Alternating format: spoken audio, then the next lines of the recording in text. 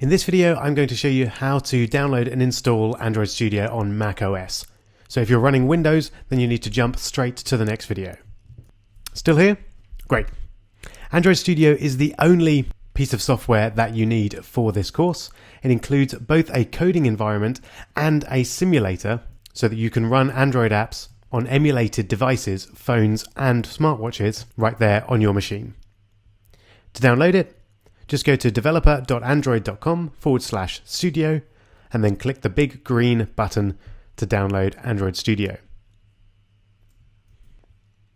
Then click to agree that you've read the terms and conditions, click the big button, and then it will download Android Studio for you.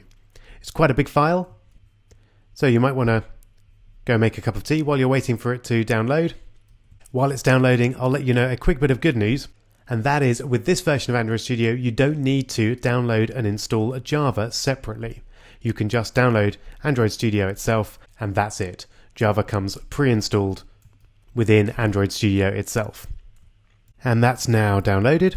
So I can open up the DMG file just by tapping on it there. And then once that's extracted, you'll get to a screen like this, and you just drag Android Studio into applications.